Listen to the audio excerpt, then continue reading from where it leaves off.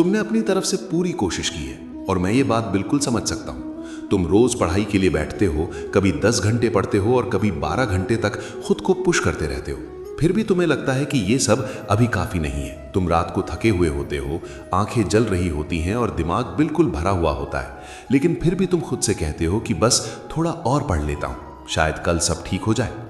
तुम्हें पूरी उम्मीद होती है कि इतनी मेहनत के बाद इस बार रिजल्ट जरूर बदलेगा, लेकिन जब एग्जाम खत्म होते हैं और रिजल्ट सामने आता है तो मार्क्स देखकर तुम्हारा दिल थोड़ा सा बैठ जाता है, क्योंकि तुम सोचते हो कि इतनी मेहनत करने के बाद भी मार्क्स उतने नहीं आए जितनी तुम्हें उम्मीद थी। उसी वक्त तुम अपनी क्लास के उस स्टूडेंट को देखते हो जो तुमसे कम पढ़ता था, कम टेंशन लेता था और फिर भी उसके मार्क्स तुमसे ज्यादा आ गए। वही पल होता है जब तुम्हारे दिमाग में कंफ्यूजन आ जाता है और तुम खुद पर डाउट करना शुरू कर देते हो। तुम धीरे धीरे ये मान लेने लगते हो कि शायद तुम्ही में कोई कमी है या शायद तुम उतने इंटेलिजेंट नहीं हो जितना तुम सोचते थे। सच ये है कि तुम थक चुके हो, लेकिन फिर भी तुम्हें लगता है कि तुम आगे नहीं बढ़ पा रहे हो। और सबसे ज्यादा दर्द देने वाली बात यह होती है कि तुम इस पूरी सिचुएशन के लिए खुद को ही जिम्मेदार मान लेते हो और तुम्हें लगता है कि गलती सिर्फ तुम्हारी ही है। लेकिन अब ध्यान से सुनो, क्योंकि आज मैं तुम्हें वो सच बताने आया हूं जो तुम्हें आज तक किसी ने साफ साफ नहीं बताया। जब तुम घर में होते हो तो सिर्फ तुम्हारा सिलेबस तुम्हारे साथ नहीं होता, बल्कि तुम्हारे पेरेंट्स की एक्सपेक्टेशंस भी तुम्हारे कंधों पर होती हैं। वो तुमसे बार बार कहते हैं कि बस थोड़ी और मेहनत कर लो, क्योंकि उन्हें लगता है कि ज़्यादा मेहनत का मतलब ही सक्सेस होता है। जब तुम स्कूल या कोचिंग जाते हो तो टीचर्स भी तुम्हें वही बात समझाते हैं कि अगर मार्क्स कमा रहे हैं तो इसका सिर्फ एक ही सोल्यूशन है, और वो है और ज़्यादा मेहनत करना। कोई तुमसे ये नहीं पूछता कि तुम कैसे पढ़ रहे हो, बल्कि सब सिर्फ ये देखते हैं कि तुम कितना पढ़ रहे हो। फिर तुम अपना फ़ोन खोलते हो और YouTube पर हर तरफ से आवाज़ें आने लगती हैं। कोई कह रहा होता है कि मैं सिर्फ 2 घंटे सोता हूँ, कोई कह रहा होता है कि मैं दिन के 15 घंटे पढ़ता हूँ, और कोई तुम्हें ये महसूस करा देता है कि अगर तुम थक रहे हो तो शायद तुम मेहनत ही कम कर रहे हो।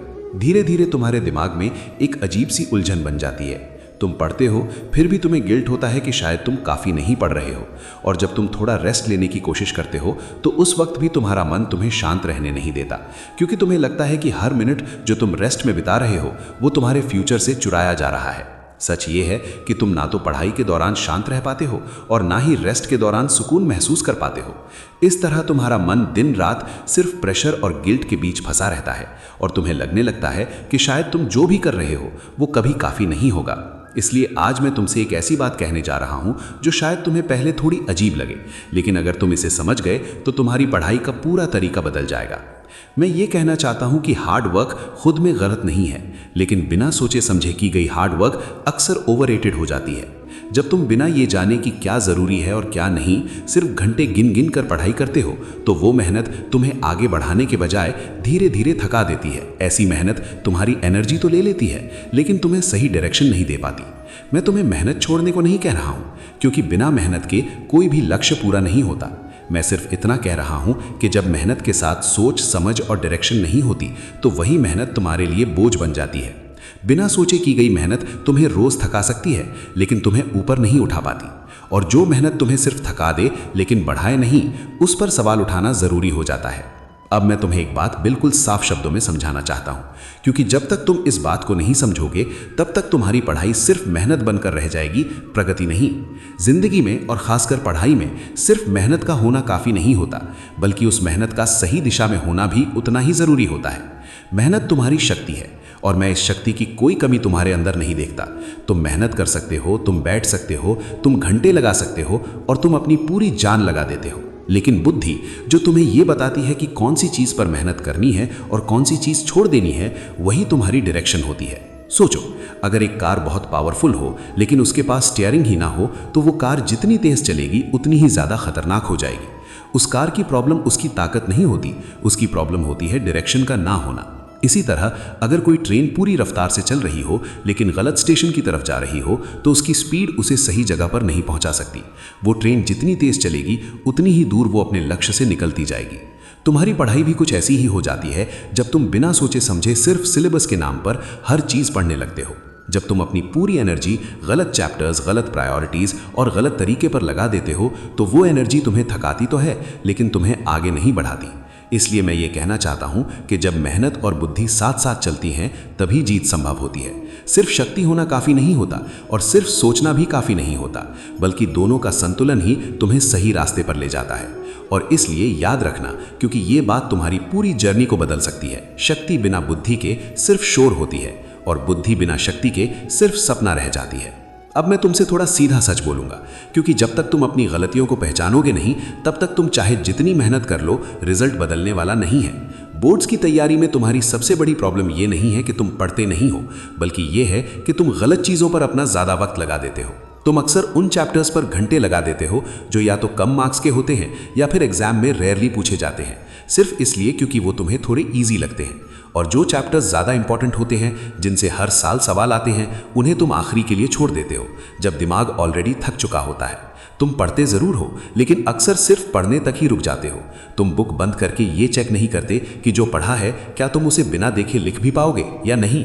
इसलिए एग्ज़ाम हॉल में जाकर तुम्हें लगता है कि सब पढ़ा हुआ है, लेकिन पेपर के सामने बैठते ही दिमाग खाली होने लगता है। बहुत बार तुम ये भी मान लेते हो कि अगर तुमने अच्छे से नोट्स बना लिए हैं तो इसका मतलब ये है कि तुमने टॉपिक समझ लिया है। सच ये है कि नोट्स बनाना सिर्फ लिखने की प्रैक्टिस होती है। जब तक तुम उस नॉलेज को याद से एक्सप्लेन नहीं कर सकते, तब तक वो तुम्हारी समझ का हिस्सा नहीं बनती। और फिर तुम अपनी नींद को सैक्रिफाइस कर देते हो, क्योंकि तुम्हें लगता है कि रात भर जागकर पढ़ना बहादुरी है। लेकिन जब दिमाग थका हुआ होता है और शरीर को आराम नहीं मिलता, तो पढ़ाई सिर्फ आंखों से होती है, याद रखने की शक्ति कम हो जाती है। इसलिए जब मैं तुम्हारी पढ़ाई को देखता हूं तो मुझे एक बात बहुत साफ दिखाई देती है। तुम सिलेबस नहीं पढ़ रहे हो, बल्कि तुम अपना टाइम वेस्ट कर रहे हो, बिना ये समझे कि कौन सी चीज तुम्हें आगे बढ़ाएगी और कौन सी सिर्फ तुम्हें थकाएगी। और जब तुम ये सच खुद से एक्सेप्ट कर लोगे, तभी तुम्हारी पढ़ाई सच में बदलने लगेगी। अब जब तुम ये समझ चुके हो कि सिर्फ मेहनत काफी नहीं होती, तो अब सवाल यह है कि फिर सही तरीका क्या है। मैं तुम्हें कोई मुश्किल फॉर्मूला नहीं देने जा रहा हूं, बल्कि एक ऐसा सोचने का तरीका बताने जा रहा हूं जो तुम्हारी पढ़ाई को हल्का भी बना देगा और इफेक्टिव भी। सबसे पहले तुम्हें क्लैरिटी लानी होगी, क्योंकि जब तक तुम्हें यह पता नहीं होगा कि क्या पढ़ना जरूरी है और क्या फिलहाल छोड़ना है, तब तक तुम्हारी एनर्जी इधर उधर बिखरती रहेगी। तुम्हारा काम हर चीज पढ़ना नहीं है, बल्कि उन चीजों को पढ़ना है जो एग्जाम में सच में तुमसे पूछी जाने वाली है। जब क्लैरिटी आ जाती है, तब प्रायोरिटी अपने आप बदलने लगती है। तुम अपना ज्यादा वक्त उन चैप्टर्स पर देना शुरू करते हो जो ज्यादा मार्क्स लाते हैं, और उन टॉपिक्स को पहले कवर करते हो जहां से हर साल क्वेश्चंस आते हैं, ना कि उन चीजों पर जो सिर्फ तुम्हें बिजी फील कराती हैं। इसके बाद सबसे इंपॉर्टेंट चीज आती है, और वो है रिकॉल। पढ़ाई तब तक पूरी नहीं होती जब तक तुम किताब बंद करके खुद से ये नहीं पूछते कि क्या मैं इसे बिना देखे लिख भी सकता हूं। जिस दिन तुम याद से लिखने लगते हो, उसी दिन से तुम्हारी पढ़ाई सच में काम करना शुरू कर देती है। लेकिन मैं तुम्हें यह भी याद दिलाना चाहता हूं कि तुम्हारा दिमाग कोई मशीन नहीं है जिसे बिना रुके चलाया जा सके। अगर तुम दिमाग को थोड़ा आराम देने से डरते हो, तो धीरे धीरे तुम उसकी स्पीड खुद ही कम कर देते हो। सही रेस्ट तुम्हारी पढ़ाई का दुश्मन नहीं होता, बल्कि वो तुम्हारी लर्निंग को पक्का करने का काम करता है। और जब तुम ये सब रोज थोड़ा थोड़ा सही तरीके से करते हो, तब कंसिस्टेंसी अपने आप बन जाती है। तुम्हें रोज घंटे गिनने की जरूरत नहीं पड़ती, क्योंकि तुम्हें यह महसूस होने लगता है कि तुम सच में आगे बढ़ रहे हो। इसीलिए मैं हमेशा ये कहता हूं, और आज तुमसे भी वही बात कह रहा हूं, जो स्टूडेंट रोज सिर्फ 2 घंटे भी सही तरीके से पढ़ लेता है, वो उस स्टूडेंट से आगे निकल जाता है जो रोज 10 घंटे गलत तरीके से पढ़कर सिर्फ थक जाता है। अब मैं तुम्हें एक ऐसी बात समझाना चाहता हूं जो पढ़ाई से ज्यादा तुम्हारे मन से जुड़ी हुई है, क्योंकि जब तक तुम्हारा मन शांत नहीं होता, तब तक तुम्हारी बुद्धि अपनी पूरी शक्ति से काम नहीं कर पाती। लोग अक्सर ये समझते हैं कि पढ़ाई सिर्फ दिमाग का काम है, लेकिन सच ये है कि पढ़ाई सबसे पहले मन का काम होता है। जब तुम डर के साथ पढ़ते हो, जब तुम ये सोचकर बुक खोलते हो कि अगर इस बार नहीं हुआ तो सब खत्म हो जाएगा, तो तुम्हारा दिमाग सिर्फ सरवाइव करने की कोशिश करता है, सीखने की नहीं। इसीलिए फियर बेस्ड स्टडी में तुम ज्यादा देर तक याद नहीं रख पाते, चाहे तुम कितनी ही मेहनत क्यों ना कर लो। तुमने ये भी नोटिस किया होगा कि जब तुम शांत होते हो, बिना प्रेशर के पढ़ते हो, तो चीजें कम टाइम में समझ आने लगती हैं। उस वक्त तुम्हारा फोकस गहरा होता है और तुम्हारा दिमाग हर बात को जबरदस्ती याद रखने के बजाय नेचुरली अब्जॉर्ब कर लेता है। सच ये है कि शांत मन ही शार्प ब्रेन की सबसे बड़ी पहचान होता है। जब मन शांत होता है, तभी बुद्धि अपनी सही दिशा में काम करती है, और तभी तुम्हारी पढ़ाई तेज भी होती है और पक्की भी। इसलिए मैं तुम्हें बार बार याद दिलाता हूं कि घबराहट में पढ़ाई कभी नहीं होती। तुम जितना ज्यादा खुद को डरा कर पढ़ने की कोशिश करोगे, उतना ही तुम अपनी लर्निंग स्पीड को स्लो करते जाओगे।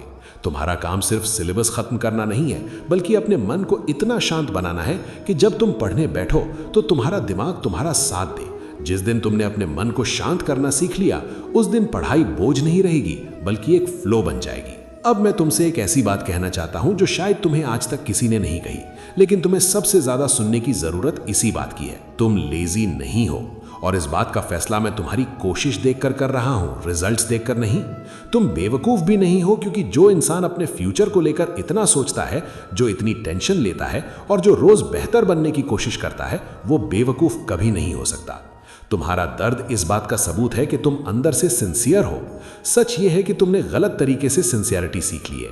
तुम्हें सिखाया गया कि सिंसियर होने का मतलब बस ज्यादा घंटे पढ़ना होता है, चाहे उस पढ़ाई का कोई डायरेक्शन हो या ना हो। इसलिए तुम अपनी पूरी ईमानदारी गलत जगह लगा रहे हो, और जब रिजल्ट नहीं मिलता तो तुम खुद को ही दोषी मान लेते हो।